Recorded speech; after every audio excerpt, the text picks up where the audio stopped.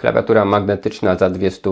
Niemożliwe, a jednak istnieje taka klawiatura i proponuje ją polska marka, czyli Savio. Więcej informacji dowiecie się za chwilkę w tym właśnie filmie. Aktualne ceny w linkach w opisie filmu. Na wstępie zachęcam do zostawienia łapki w górę, będzie mi bardzo miło i zapraszam do oglądania. Zaczynamy! Zapraszam do sprawdzenia oferty partnerów kanału. Dream Machines, laptopy dla graczy, akcesoria gamingowe i nie tylko, X4Race, ręczne hamulce do kierownic. Linki do oferty w opisie filmu. Marka Savio wprowadziła niedawno do oferty nową klawiaturę, która nazywa się Astral i są to przełączniki Outemu White Jade. Oczywiście w tej cenie raczej można było spodziewać się właśnie Outemu. Do tego mamy klawiaturę w formacie 75%, więc popularny format, lubiany format. Jest pokrętełką, co mnie osobiście cieszy. Opakowanie dość mocno odbija moje lampy, ale spróbuję Wam pokazać, jak to wygląda. Mamy dwie wersje kolorystyczne, jeśli chodzi o nakładki na klawisze. Ja mam taką wersję w 3 kolorach, a mam wersję klasyczną też czarną. I mam tutaj nakładki PBT, jest oczywiście software,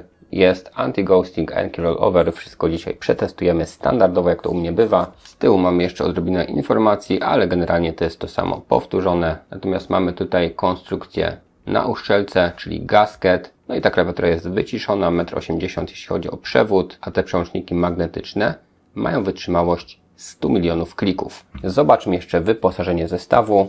Jest podstawowa, prosta instrukcja pokazująca chociażby skróty multimedialne i kombinacje klawiszy po polsku, po angielsku. Wspomniany wcześniej przewodzik USB na USB typu C. Wytrzymały oplot, tak więc przewód robi dobre wrażenie, jest dość elastyczny. No i mamy też narzędzie, które tradycyjnie jest dwustronne, ponieważ tą stroną zdejmujemy nakładki, właśnie tymi szczypczykami, a tymi drugimi się wyjmuje switche, ale zobaczmy jeszcze samą klawiaturę. Tak wygląda ona od boku, jeśli chodzi o te ułożenie klawiszy. Poszczególne rzędy, mamy pokrętełko, trzęsie się odrobinkę na boki, ale działa też jako przycisk, a samo uczucie w przekręceniu jest fajne, takie precyzyjne ząbkowanie. Logo Astral, tutaj mamy logo Savio i z drugiej strony wygląda to tak. Ergonomiczne ułożenie rzędów klawiszy, obudowa typu non-floating, gniazdo USB i od spodu bardzo klasycznie 4 stopery, tu 2 większe, tu 2 mniejsze i dwustopniowe podwyższenia, małe z gumką i duże, które też ma gumkę, więc możemy tą klawiaturę sobie nieco podnieść. Faktycznie się ugina, czyli mamy tą uszczelkę, konstrukcję warstwową. No i sprawdźmy poszczególne klawisze. Spacja, mimo wszystko dość głośna.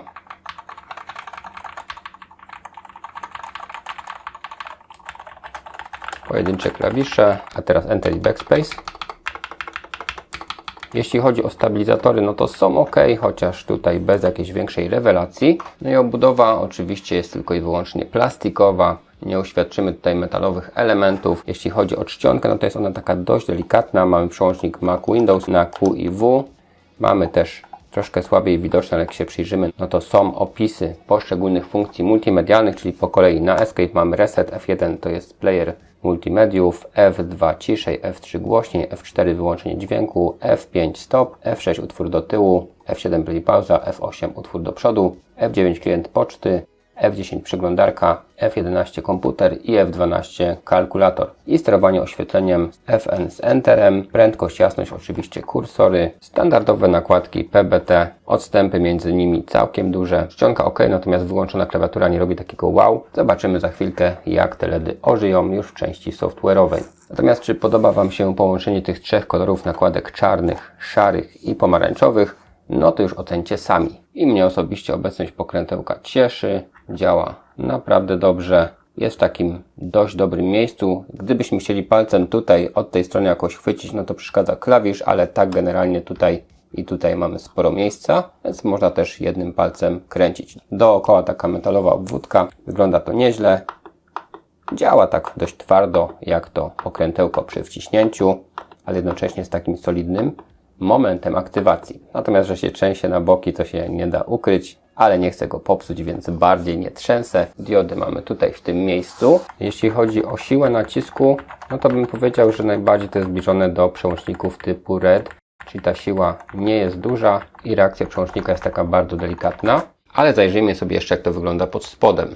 Tak więc te nakładki są takie bardzo podstawowe, natomiast pod spodem widzimy, że, i tego w sumie się nie spodziewałem, że mamy tutaj metalową płytę usztywniającą, jest uszczelka faktycznie pod spacją i tak wyglądają same te przełączniki. Stabilizatory oczywiście plastikowe są ok w tej cenie, tak więc tutaj mały plusik. Widzimy, że to wszystko tutaj delikatnie pracuje, nie tak jak w niektórych klawiaturach, gdzie ta ilość warstw jest jeszcze większa. Natomiast mimo wszystko mamy tutaj pewną amortyzację i ta klawiatura nie jest może jakaś super cicha, ale też bym nie powiedział, że jest przesadnie głośna. No i przed nami klawiatura oraz software, który jest naprawdę niesamowicie rozbudowany. Nie spodziewałem się, że będzie aż tyle opcji. Natomiast jest jakiś minus taki, że mamy to wszystko na chwilę obecną w wersji angielskiej. Mi to akurat nie robi różnicy, ale mniej doświadczeni użytkownicy mogliby się w tych opisach troszeczkę pogubić, co do czego. Przydałby się jakiś przewodnik po polsku. Mamy teoretycznie tutaj jakąś taką pomoc od AI i jakieś dodatkowe narzędzia. Piszemy sobie przykładowe zapytanie i zobaczymy, czy co AI nam coś odpowie sensownego, czy nie. No właśnie. I AI tutaj myśli, nic nie odpowiada. Natomiast możemy sobie wszystko ustawić na kilku profilach i praktycznie do każdej rzeczy są opisy w języku angielskim. I jak się okazuje, ta klawiatura ma funkcję hot swap, czyli możemy wyjmować przełączniki. Natomiast nie robimy tego bez wyraźnego powodu, ponieważ tutaj po każdej wymianie należy wtedy dokładnie wskazać, jaki przełącznik został umieszczony i zrobić jego kalibrację. Natomiast przy tej żywotności te przełączniki raczej nie powinny być awaryjne. Sprawdźmy sobie na początek coś tak podstawowego jak anti-ghosting, czyli prędkość wbijania się oraz możliwość naciśnięcia dużej ilości przycisków jednocześnie. No tutaj wszystko działa wzorowo. Anti-ghosting jest rewelacyjny. Prędkość wbijania się jest po prostu niesamowita, ponieważ jak wejdziemy sobie w Other Settings, mamy zaznaczone, że ta klawiatura ma próbkowanie, uwaga, 8000 Hz. Standardowy jest to w okolicach 1000 Hz przy klawiaturach. Natomiast tutaj mamy do wyboru jeszcze 2, 4 i nawet 8000 i faktycznie jest to odczuwalne w takim codziennym użytkowaniu. No i mamy po kolei zakładki Keyboard Settings, gdzie mamy kilka podzakładek, czyli wybieramy na przykład przycisk Z. To będzie nasz taki przykładowy przycisk i możemy ustawić, że ten Z to wcale nie Z, tylko B. Potwierdzamy i mamy inną funkcję. I teraz naciskam Z, a wyświetla mi się B. I to jest taka podstawowa funkcja. Następnie mamy makro, czyli możemy tutaj zapisać sobie makro, czyli kombinację klawiszy i potem ją odtwarzać. Jak to się robi, pokażę Wam zaraz. Zakładka Functions, czyli może to być jakaś funkcja systemowa pod klawiszem. No i Disable Key, czyli wyłączenie przycisku. Następnie bardzo ważna zakładka, czyli Magnetic Switch Setting. Mamy tutaj wiele opcji, w tym także funkcja Rapid Trigger, dzięki czemu na jednym klawiszu możemy na przykład ustawić inną funkcję, jeśli wciśniemy klawisz tak po prostu jednostajnie do końca, a inaczej jak go klikniemy. I mamy też tutaj różne parametry wejścia, wyjścia, naprawdę tych ustawień jest bardzo dużo. Nie chcę Wam tutaj wchodzić w szczegóły, bo opowiadać o tym byśmy mogli pewnie z pół godziny. Natomiast o co chodzi? Mamy na tej zetce taką standardową reakcję, czyli jak nacisnę tak średnio i mocno to działa. Jak nacisnę leciutko, tak pykam, to nie działa, złapię raz kiedyś. Natomiast jak sobie ustawimy reakcję tutaj na samą górę, a damy nawet na maksa i teraz nawet tak będę delikatnie pykać po tym klawiszu, to praktycznie każde takie dotknięcie jest rejestrowane, ale teraz zrobimy odwrotnie, czyli przesunę ten suwaczek tutaj bardzo nisko, aż do praktycznie samego progu, gdzie on łapie aktywację i teraz takie pyknięcia nic nie dają, nawet takie wciśnięcie do połowy, natomiast jak wcisnę tak do końca, no to mamy to, więc macie tutaj na przykładzie tego jednego klawisza możliwość ustawienia sobie zakresu reakcji. Czy te klawisze mają reagować na takie dosłownie muśnięcie, jeśli lubicie tak jak ja bardzo delikatnie wciskać, a jak ktoś lubi takie intensywne wciśnięcia, takie dodechy, no to wtedy możecie to sobie też tak ustawić. Możemy zaznaczyć całą grupę klawiszy, możemy zaznaczyć sobie nawet wszystkie jak chcemy. Mamy dodatkowo zakładkę Dead Zone, czyli górna,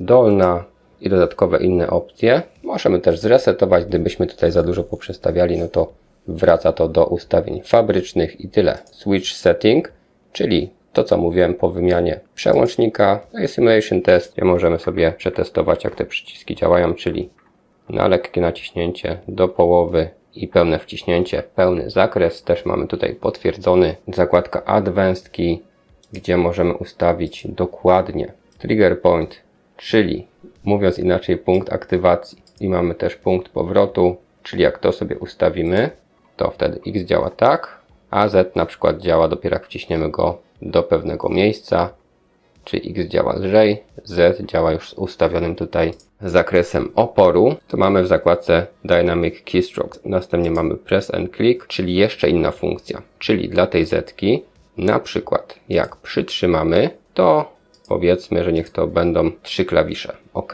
I teraz jak przyciskam tą Z-kę, to nie wciska mi się Z-ka, tylko S, T i U. Więc takie tutaj kombinacje możemy robić. A jak klikam, nic się nie dzieje, a na klik nie mam nic ustawionego, więc wchodzę w klik i na klik sobie ustawiam klawisz K, a na przytrzymanie dam sobie 2.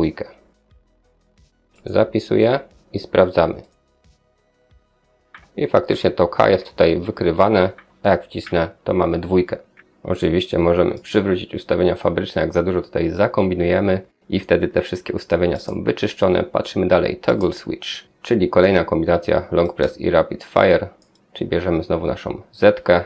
No i mamy Toggle Switch, czyli jak raz wcisnę i tutaj sobie zaprogramowałem akurat A pod Z-kę i wtedy mamy Toggle Switch, czyli przełącznik. Dopóki drugi raz nie wykliknę, to mi się tutaj nic nie zadzieje. To jest kolejna opcja. Mamy opcję Long Press i Rapid Fire. Możemy też zresetować. No i ostatnie co mamy to Snap Key, czyli znamy to z innych klawiatur. Na przykład wybieramy A i D i wtedy działa to tak, że jak mamy tego snapa włączonego, to te klawisze jakby działają jednocześnie, czyli cały czas mogę mieć wciśnięte a wciskam D i oba są jakby jednocześnie wykrywane. Przydaje się to na przykład w strzelankach do takiego szybkiego, dynamicznego strajfowania. Kolejna opcja, więc widzicie, że jest tego naprawdę dużo. Tak więc tu Wam chyba pokazałem wszystko. FN Layers to mamy dodatkowe warstwy, gdzie możemy sobie poustawiać kolejne kombinacje, czyli też makra, funkcje i tak dalej. Edytor makro, czyli tworzymy sobie nowe makro, zaczynamy nagrywanie, wbijamy jakąś kombinację klawiszy, stopujemy i teraz jak wrócimy na Keyboard Settings, to sobie powiedzmy pod tą naszą przykładową Z-kę ustawimy makro. Mamy nasze New Macro, Confirm i teraz jak naciskam X, to jest X, jak nacisnę Z-kę, to wbija się za każdym razem kombinacja, którą sobie tam ustawiłem. W More mam jeszcze możliwość sprawdzenia aktualizacji i chociażby start przy uruchomieniu systemu. No i Lightning, czyli zakładka z podświetleniem. Natomiast tutaj, jak widzicie, te światełka nie są jakieś przesadnie mocne, nawet przy maksymalnym poziomie. No to jest max. No i przebijają tutaj przestrzenie pomiędzy. Same nakładki też przebijają, natomiast to światło jest takie bardzo stonowane, więc te efekty nie są jakieś super mocne. Mamy efekt Wave i do wyboru mamy często opcje Shining, czyli wielokolorowe lub Custom Color. Wtedy będzie to działać w jednym wybranym kolorze. No i do wyboru mamy na ogół jasność, przy ruchomych też prędkość i mamy na przykład tutaj 4 efekty w jednym, czyli zmienia nam się kierunek. Efekt Ripple, czyli reaktywne. Efekt Starlight. Stream wygląda tak.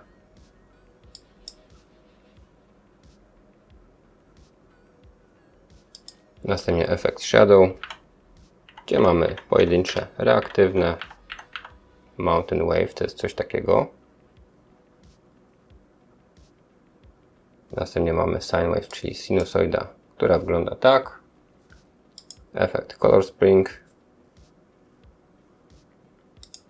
Następnie Snow Trace, gdzie klawisze przygasają przy naciśnięciu, a tak wszystko jest podświetlone. Flower Wave, czyli coś takiego. Efekt Kill Two Birds,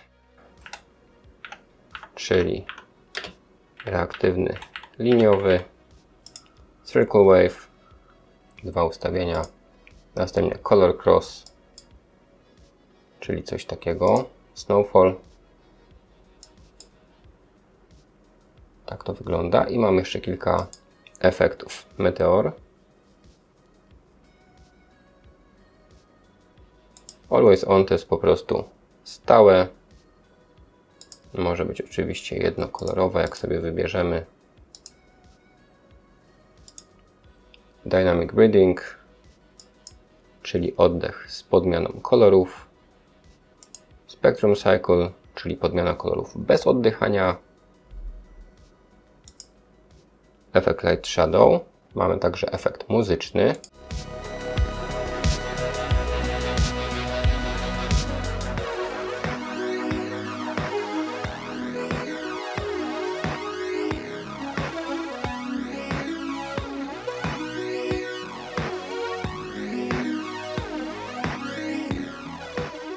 I mamy efekt custom i custom trzeba sobie zaprogramować w Light Edit, czyli wchodzimy, wybieramy kolor, na przykład czerwony, malujemy sobie, wybieramy inny, malujemy dalej, robimy sobie jeszcze inny kolor, powiedzmy coś takiego, klikamy na Custom Layer i w tym momencie mamy zapisane jako ten właśnie custom, czyli mamy Spectrum Cycle, a wracając na custom mamy nasz efekt. Tak więc prezentacja tego software'u była naprawdę długa, ale było sporo do pokazania. No cóż, muszę przyznać, że ostatnio oferta klawiatur marki Savio dość mocno się rozbudowała. Co łączy wszystkie modele, to na pewno atrakcyjna, przystępna cena. Natomiast mamy już tutaj pełną gamę do wyboru, klawiatury mniejsze, większe, z hot swapem, czy nawet dzisiaj testowana klawiatura z przełącznikami magnetycznymi, z możliwością konfiguracji działania tych przycisków, z całkiem rozbudowanym softwarem, czego się osobiście nie spodziewałem, że będzie aż tyle opcji. Tak więc tutaj mamy miłe, pozytywne zaskoczenie. Oczywiście w tej cenie trzeba było też z czegoś zrezygnować, żeby ta klawiatura kosztowała właśnie tyle, a nie więcej. Natomiast biorąc pod uwagę właśnie stosunek jakości do ceny, myślę, że jest bardzo dobrze i w tej chwili klawiatura magnetyczna z przełącznikami tego typu nie jest już dobrem luksusowym. Nie trzeba już za nią zapłacić kilkaset złotych więcej, więc myślę, że naprawdę ciekawa opcja. Jeśli ten film Wam się dobrze oglądało, będę wdzięczny za zostawienie łapki w górę. Napiszcie w komentarzu, co sądzicie o tym sprzęcie, możecie film udostępnić, będę wdzięczny. No i warto subskrybować, żeby być na bieżąco. Na dzisiaj to wszystko, dziękuję Wam za uwagę. Trzymajcie się.